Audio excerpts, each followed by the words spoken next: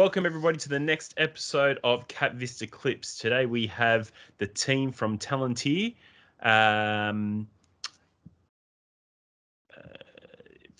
Sorry, I've just got something popping up. No, that's all right. We've got the team from Talentee here. Just a bit of technical issues that we're running through. So, Suror and John, how are you? Good, thanks, mate. How are you? Good. Good to hear. Good to see you. It's a Friday afternoon. The sun's out. It's nice and warm, but we're still in lockdown, so we're making the most of it. But I was keen to jump on and chat with you guys because I want to find out more about what you're doing and the momentum you had. So I think we'll just jump straight into it. I really want to find out what's your story like. What is your story leading up to Talentee? So good question. I mean, it's a Talentee is come with, from a lot of frustration through another business that I had, which was called eLink Australia. So I was the MD for Asia Pacific for a global SI, an Indian SI who we were rapidly growing with, and during that process, making those hires in that particular organization, it's became apparent that there is a bit of disconnect between hiring managers, recruitment agencies, and internal HR teams. So having had a look at that, and then having some internal issues, for example, getting a call from the CHRO to say, look, you spent over $1.5 million in 2 quarters in recruitment costs. You need to stop immediately, is a big thing in terms of look over senior P&L. So that's caused me to do some research and find out what is a cheaper way, what is a more effective way to find the right talent first and foremost, then look at reducing my overhead cost from a recruitment perspective, and then look at the time as well. So time, cost, quality, in other words, right? And couldn't find a thing, right? So during the Burlesoft time, speaking to boutique and specialist recruitment agencies to see if we can bring in the right talent, that was perfect. But then, given the fact that it's a massive organization, and when you're talking to companies where there's already established relationship with the very large recruitment agencies, where you ask them for an apple, you get an orange in return, that was a really negative experience. Hence the reason I changed it. But then when you change it to boutique and specialist agencies, you're paying an arm and a leg.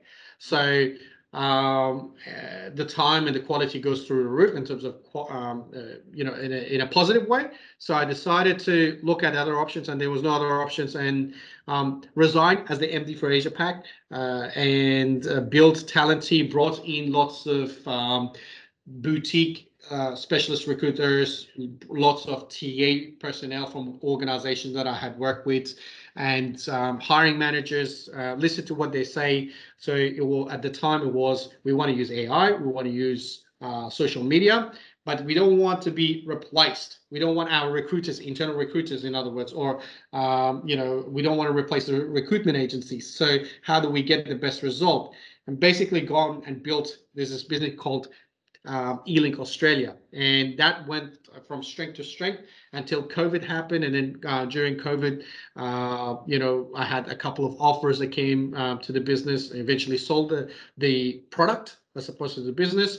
But then during that time, making full-time placement, the recruiter, what the system did was connect boutique and specialist recruitment agencies and hiring managers into a single platform where they could go hire individuals directly, and there was an interaction through one system. So the organizations would have access to hundreds of recruiters in different niches and geographies under one agreement with me as the organization with eLink.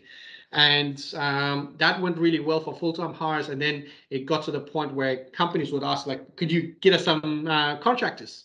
And in 1 quarter went, 2 quarter went by, and I keep saying, no, that's not our bread and butter. That's not our focus. And I found out that I said no to a lot of new business. So I decided to focus on that as well and integrate it to the business.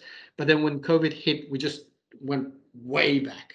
everything stopped. So I decided to continue with the ambitions and aspirations that I had, sell the business to generate revenue. The new revenue that I got, I built Talentee, which is basically taking a whole new position to the market, which is more of a marketplace as opposed to a platform. So with Talentee, what it is a marketplace. It's an AI-driven marketplace where job seekers, whether you're a full-timer, whether you're a contractor, you go create yourself a profile, and you will be chosen based on your skills, qualifications, working rights, asking in terms of your salary bench mark, and so on. So by companies who are going to hire you directly. So there's no intermediary there. That's one avenue. The other avenue is organizations can register their internal employees and manage it. I mean, a large organization, there's no system at the moment across the globe that tells you this individual here is about to finish a project, right? And this other function is looking to hire someone like that. They don't interact with each other. Let's say a bank, they don't interact with each other, right? So our system, if those people are registered with us, then the system tells you why you're going to hire externally. You're going to save $21,000. That's the benchmark, right? Don't go outside, spend $21,000.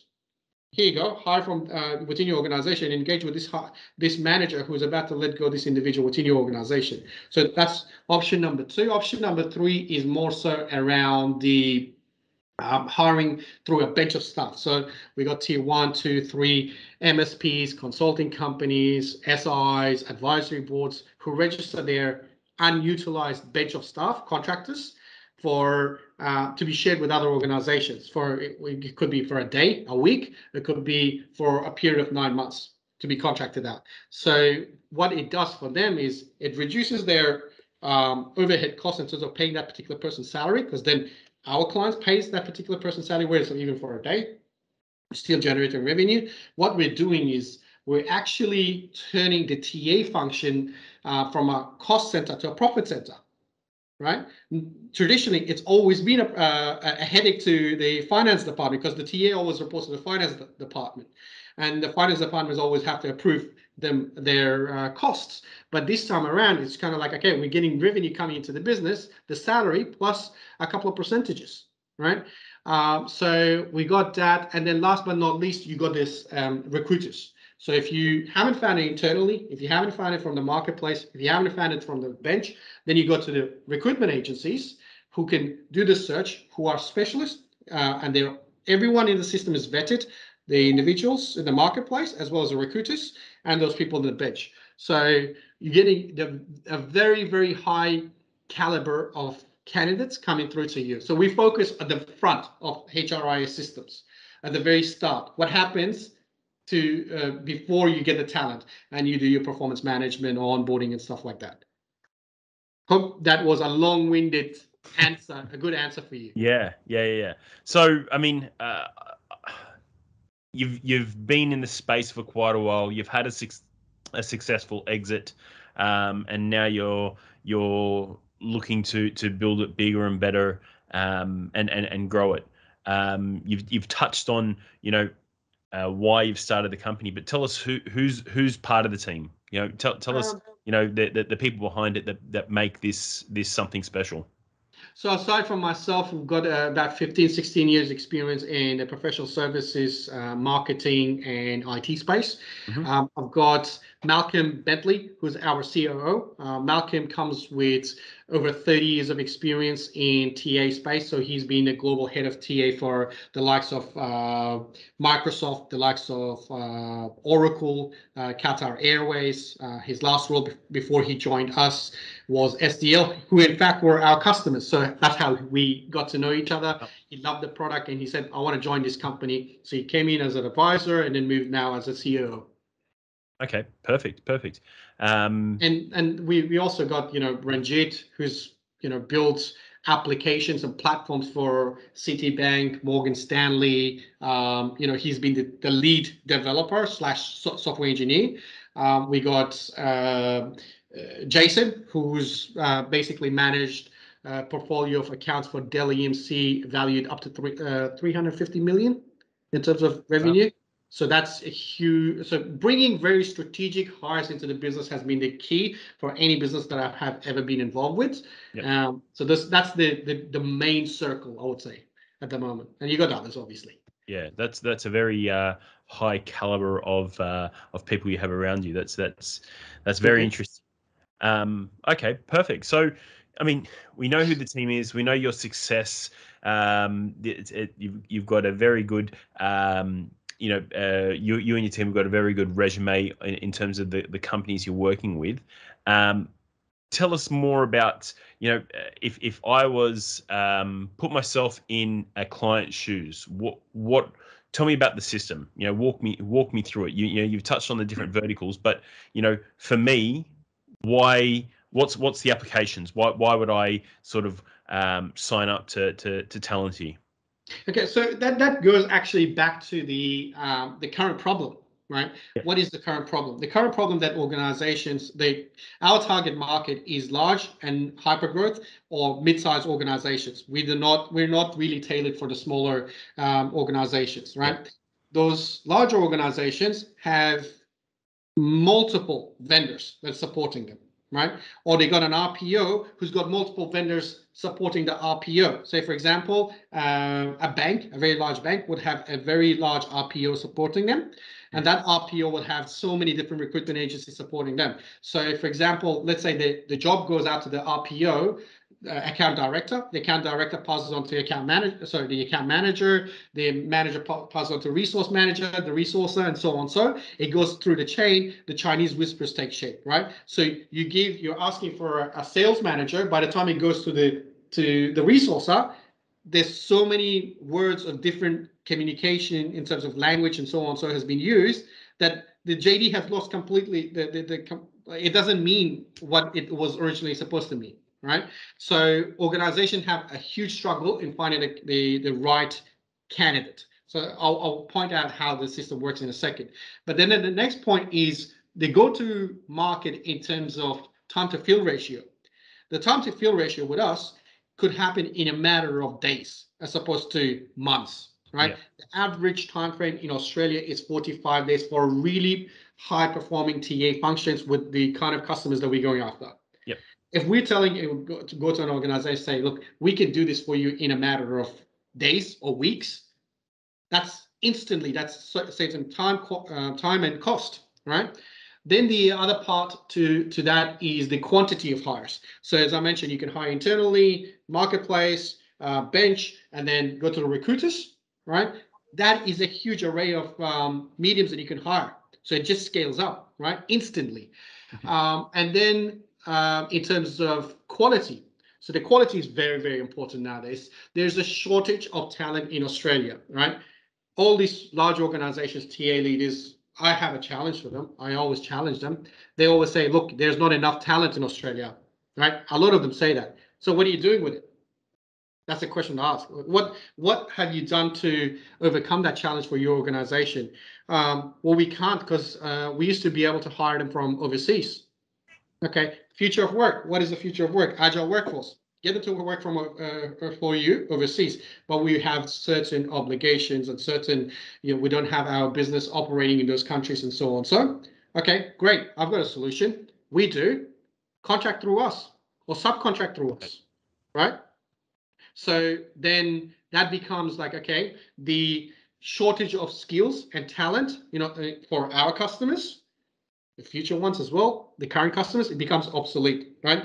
And then it comes to the cost factor. The cost factor is really, really important for us. So if I was to go to an organization, I say, okay, you're paying an RPO where, the quality is basically you're getting CVs from a database, majority of the time, 70% of the time. And it's not that great, as opposed to getting a pre-vetted CV, live CV, where you can see their availability, you can see the projects that they've delivered, you can see their certification, you can see their qualification, you can see the testimonial of the last person that they delivered the project for, their project director, let's call it. You can see their working rights, right? If they're from overseas or something, or even if Australian citizenship, passport, whatever. You can see their daily rate before you even make a decision to hire them. before, right? How powerful is that to you? Is that in terms of quality, right? How powerful is that to you? They say, yep, great. Okay, well, and how much does an RPO charge you? Average RPO cost per hire at the moment in Australia is about 12%. They say, if I'll tell them, if you hire directly from my platform, if they are full-timers, we charge you 9%. Per hire, if someone's paying salary, getting paid a salary of 100,000, that's instantly $3,000 saving in one single hire, right? If an organization is doing many of those at scale, then it's a lot of money, number one. Number two, I promised them that I'll give them, the contractors who are registered with us, 30% lower on the daily margin, daily rate, than any other method, right? And they say, okay, well, challenge me. I'll say, okay, give me the job description. We do it, we put it right in front of them, and then off we go, right? So 30%, but then the reason why we can do that is we automate it. We automated and digitalized everything through a singular marketplace, right? So that's quality in terms of having the overhead costs of account directors and so on, which doesn't really work, right? I don't have to pay for that. So my margins are still healthy, right? I charge 16% margin as opposed to anywhere from an average of 27 to 41% at times. It depends on different individuals. Wow. So huge difference from a daily rate perspective, right? And then if they hire someone from my bench, right, it's only an additional 8%, right, margin, as opposed to them going paying those 27, 20, 30% margins. And if they hire through recruitment agencies, I'm giving them the recruitment agency, these recruiters who've got experience in recruitment, minimum of 6 years experience. So there's a benchmark. If you're a recruiter, you have to have X amount of experience to be registered and your profile to go public. We got 7,000 recruiters with us, right? Wow. Out of that, only in 18 countries, that is, only 4,000 qualified to have a publicly listed profile, right? Because there's a benchmark system. If we have too many of them in one geography, in one niche, we only allow 4, right? So the recruiters who are registered with us, they have their own network. They know who's moving, who's not moving, what kind of person fits what kind of organization's culture, team culture, and so on, right? We give those recruiters who would outside charge a minimum of 18%, sorry, or minimum of 18%, yeah, I would say not 19, maybe 18%. We charge 17% on that. That's 1% saving. But if they haven't got a relationship with them, those companies will charge them initially at 21%. So it's thousands of dollars on every single transaction. That's the cost factor. Yeah. Okay. I mean, that's. It seems like you've got a good handle on what the industry is, what your offering can provide, and you're saving money across the board for large organisations. And at scale, that adds up to tens of or hundreds of thousands of dollars every year. Tell me about the clients that you're working with. So some of the clients that we are working with, well, our main focus have been till today, since the 28th of February, which we launched till date. We've managed to onboard about 17 now, as of right now, 17 Fortune 500, ASX, NASDAQ listed companies. The majority of these businesses are hyper-growth businesses. The smallest customer that we have is actually, their turnover is over $50 million. At the moment, they're gearing up to be listed actually in ASX very soon. They're already global, but we got clients in the likes of, say, for example, IDEX. We got clients in the likes of, there's so many of them. Just mine's gone blank. Red Hat. They're very large tech. We're tech heavy kind of organizations. We do have, for example, some of our clients like EPAM Systems, right? A lot of people don't know, but they're an American system integrator organization in 48 countries. We have agreements with them in 6 countries, just that one customer. Providing resources to them to go satisfy their projects for their clients. They're a Gartner leader in banking financial services space in terms of systems and so on. So in Asia Pacific. So we got 6. So I think 6 countries that we registered those guys as a client. Yeah, and I think I saw on your deck, is it FedEx? FedEx, we got FedEx, we got TNT Yep. as clients in different regions across the globe. Our aim in the next 12 months is to look at those customers, those very large organizations, get new agreements in new geographies with them, build a footprint, and also bring in new customers to the business. I want this organization to be the fastest and the biggest and the baddest organization coming out of Australia as a tech company. We're a tech company. We're not a HR company or a recruitment agency. Yeah, that's incredible, and some really good milestones you've achieved since only launch in February. So that's it's rapid growth, which is really cool. So now talking about the industry, you said you're a tech company, but you're still playing in the HR industry. So how is the HR industry changing in the next 5 years? Where do you see it going? So it's the survival of the fittest, right? And the smartest, right? So the fittest for me is the smartest. And people who can change and adapt in the next 2 years, the next 2 years is the key, right? COVID has just hit. The smartest ones are actually surviving and the super smart ones are thriving, right? So the way I see it is you had this lapse of technology companies. Let's go back to 1990s. 1990s was all about job boards in this particular space, using technology to create job boards like Seek.com, a couple of other ones came through. And then it went to 1996 when those companies started to mature and everyone started to know about them. Till early 2000s, kicks in the social media platforms and profiles and so on. So LinkedIn's, right?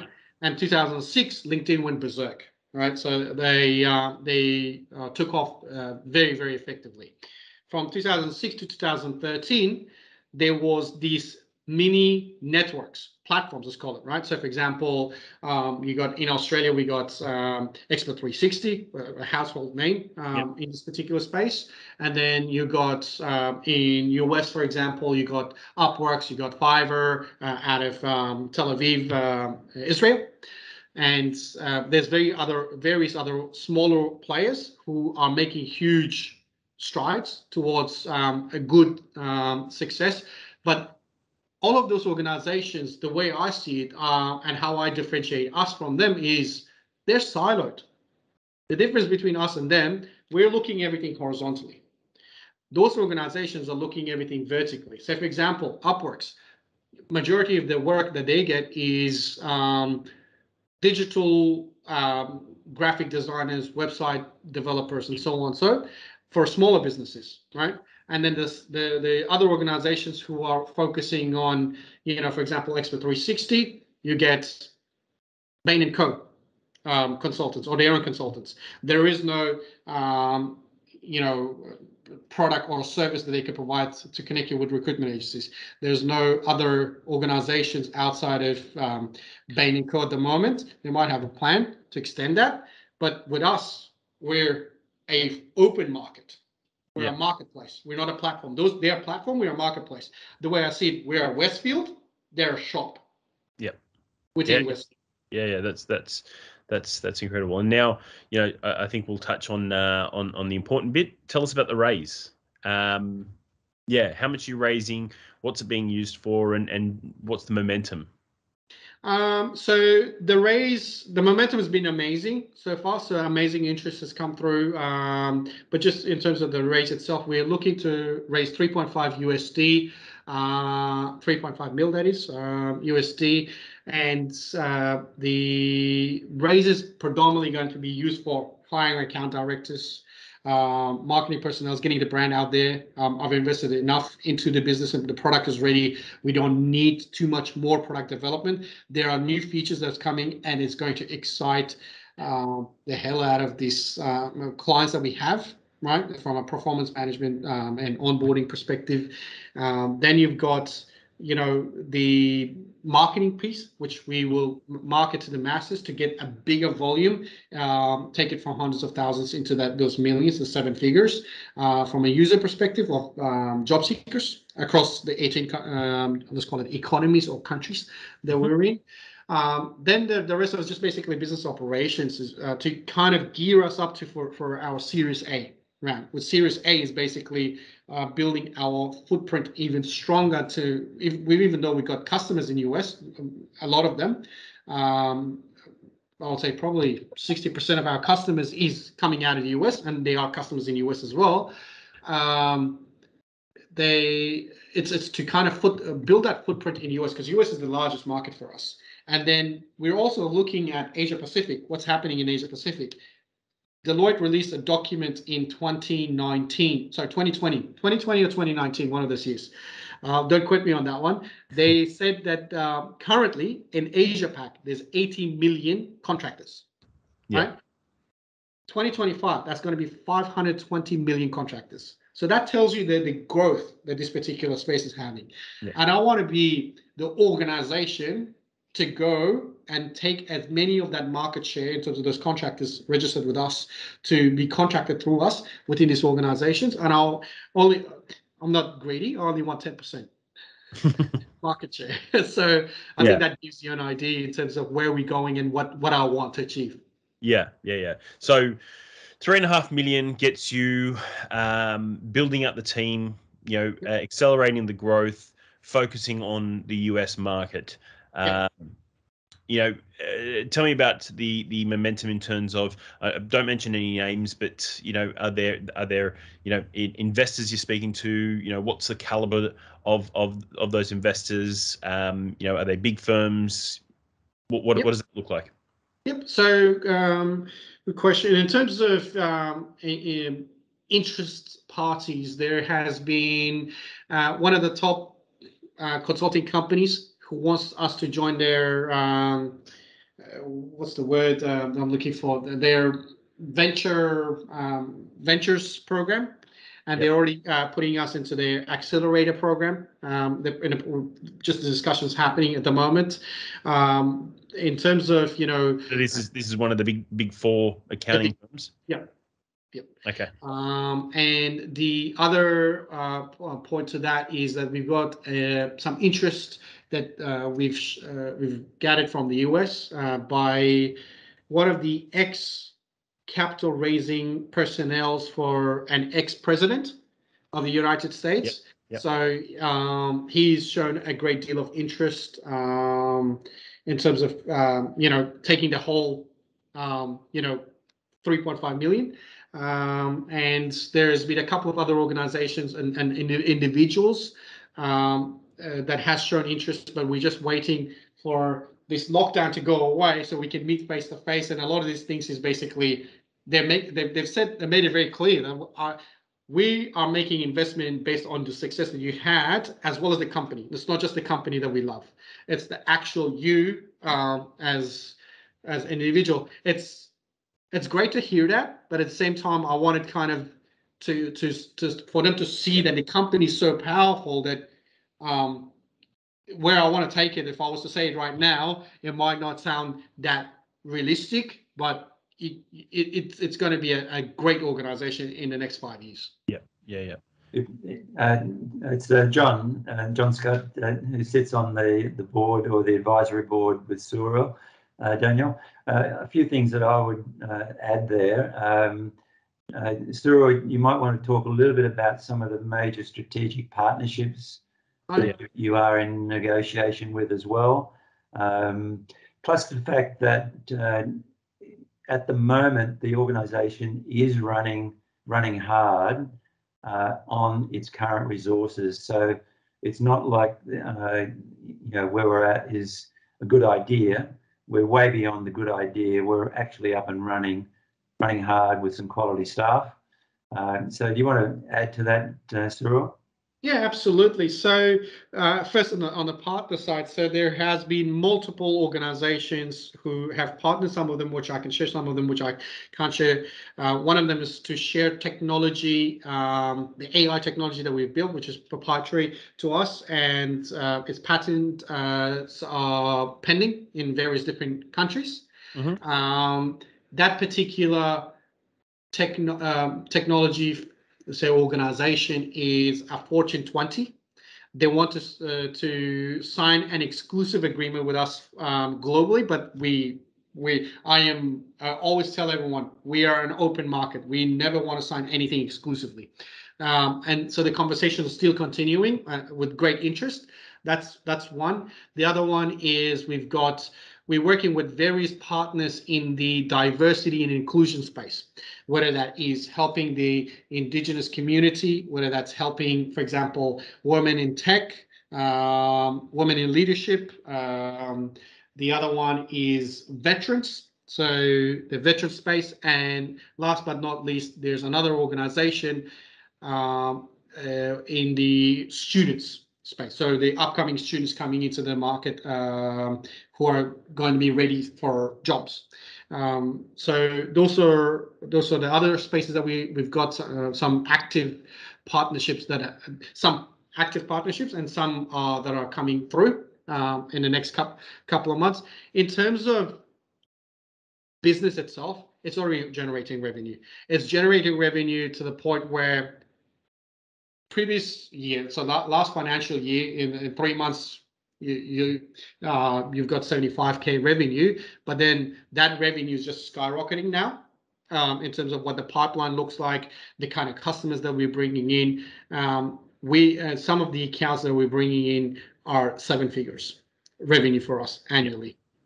So and we are competing with some of the biggest names, and we have successfully toppled a major recruitment RPO, recruitment agency, whatever you want to call them, consultancy company, with one of the largest tech consulting companies to replace them in that organization in the next. So that process is going to take a very long time. I wouldn't say, sorry, not a very long time. To do it globally is going to take us a very long time, but in Australia is the seeded ground for that. Just that account is going to get us 3,000 contractors. Wow. Right, and each contractor in terms of value, dollar figures for us on an average is $75 as an example, profit per day. That's not per month; it's per day. Yeah. Yeah. That's incredible. Okay, well, I mean that's quite an incredible story, and sounds like a very good opportunity. If any of the audience that's watching this wants to get in contact with the team, please let us know, and we can make a contact. I know from myself, I've got a few people to share this video with. Because I think there's what Suror is doing is actually pretty incredible, and is going to change the industry. So thanks for jumping on, guys. It's been great chatting to you. It's a really, really cool story, and I believe this, we'll be seeing this, as an Australian success story in the next, 2 or 3 years. They're going to be putting up there. This is, you may be well on your way to be the next Australian unicorn.